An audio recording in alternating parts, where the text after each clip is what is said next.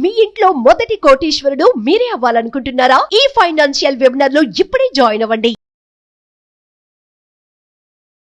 రామోజీ సంస్థల అధినేత రామోజీరావు ఈరోజు ఉదయం తెల్లవారుజామున 4:50 ప్రాంతంలో తుది శ్వాస విడిచారు. గత 3 రోజుల నుంచి నానక్రామ్గూడలో ఉన్నటువంటి స్టార్ హాస్పిటల్లో ఆయన వైద్యం అందుతుంది. 5వ తారీఖు సాయంత్రమే ఆ సమయంలో ఆయనకు హార్ట్ స్ట్రోక్ వచ్చి మరొకసారి హాస్పిటల్లో జాయిన్ అయినట్టుగా చెప్తున్నారు.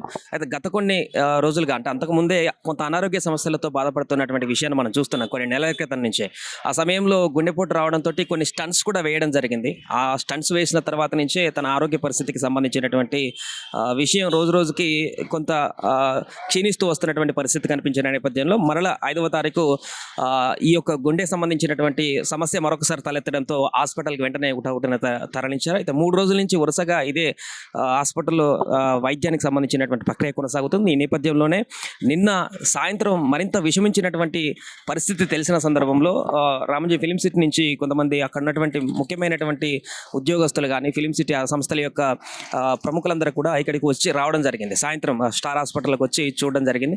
సో పరిస్థితి మరింత విషమించినటువంటి పరిస్థితి తెలిసిన నేపథ్యంలోనే అసలు ఏం జరుగుతుందో కూడా అర్థం కానటువంటి పరిస్థితి నిన్న రాత్రే ఇక్కడ కనిపించిందని చెప్తున్నారు. ఇంకా తెల్లవారుజామున వెంటిలేటర్ల మీద నిన్నటి నుంచి కొనసాగుతున్నటువంటి రామోజీరావు అయితే తెల్లవారుజామున 4:50 ప్రాంతంలో ఉదయం తుది శ్వాస విడిచినట్టుగా ధృవీకరించారు. దాంతో స్టార్ హాస్పిటల్ నుంచి ఉదయం 6:30 ప్రాంతంలో ఇక్కడి నుంచి పార్థివ దేహాన్ని కూడా తరలించారు. పార్థివ దేహాన్ని తరలించి ఫిలిం సిటీ అక్కడ ఉన్నటువంటి తన నివాసానికి తరలించే ప్రక్రియ కూడా పూర్తి చేశారు. అయితే ఇక జరగాల్సినటువంటి ప్రక్రియ అంతా కూడా అంత్యక్రియలు అవన్నీ కూడా మిగతా కార్యక్రమం అంతా కూడా చేపట్టున్నారు. దానికి సంబంధించినటువంటి పూర్తి వివరాలు కూడా మనకు తెలియాల్సిన అవసరం ఉంది.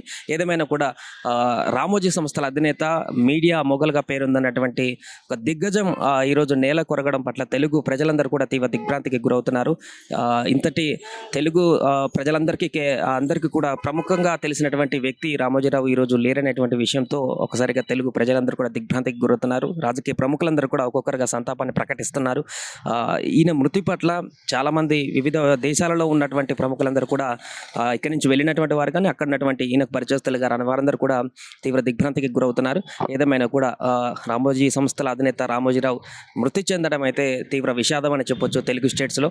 సో దీనికి సంబంధించినటువంటి మిగతా ప్రక్రియ ఏ రకంగా కొనసాగుతుందో మరి కాసేపట్లో చూడాలి. ఫిలిం సిటీకి అక్కడ కూడా వెళ్ళేటువంటి ప్రయత్నం చేద్దాం. అక్కడ ఇంకా ఆ విదేశాల్లో ఉన్నటువంటి వారి బంధువులు కానీ ఇతరత్ర వ్యక్తులందరూ కూడా వచ్చేటువంటి ప్రయత్నం కూడా చేస్తున్నట్టుగా తెలుస్తుంది. బంధువులకు అప్పటికే ఇంటిమేషన్ కూడా పంపించడం జరిగింది. ఈ నేపథ్యంలోనే రామోజీకి సంస్థలకు సంబంధించినటువంటి ఉద్యోగులందరూ కూడా తీవ్ర నైరాశ్యంలోకి వెళ్ళిపోయారు. తమ బాస్ అధినేత ఇక లేరనేటువంటి విషయాన్ని వారు కూడా జీర్ణించుకోలేకపోతున్నారు. ఆ సంస్థల నుంచి కొన్ని వేల మంది ఉద్యోగులు ఉన్నారు. తెలుగు రాష్ట్రాల వ్యాప్తంగా దేశవ్యాప్తంగా కూడా కొన్ని సంస్థలు ఉన్నాయి. అలాంటి ఎంతోమందికి ఉపాధి కల్పించినటువంటి ఆ యొక్క వ్యక్తి ఈరోజు లేరనేటువంటి విషయాన్ని వారు ఎట్టి పరిస్థితుల్లో జీర్ణించుకోలేకపోతున్నారు. ఇక రామోజీ సంస్థలకు సంబంధించినటువంటి విషయాలపైన కూడా వాటిని చూసుకునేటువంటి బాధ్యతకు సంబంధించిన వివరాలు కూడా పూర్తిగా క్లారిటీ వచ్చేటువంటి అవకాశం ఉంది. ఏదేమైనా కూడా అంత్యక్రియలకు సంబంధించినటువంటి విషయాలు ఏ విధంగా ఉన్నాయి, ఎవరు దీనికి సంబంధించి మిగతాదంతా ప్రొసీడింగ్స్ చూస్తారో తెలిసిన పరిస్థితి అయితే ఉంది. సుమన్ టీవీలో మీ పర్సనల్ అండ్ బిజినెస్ ప్రమోషన్స్ కోసం కింది నెంబర్కి కాంటాక్ట్ చేయండి.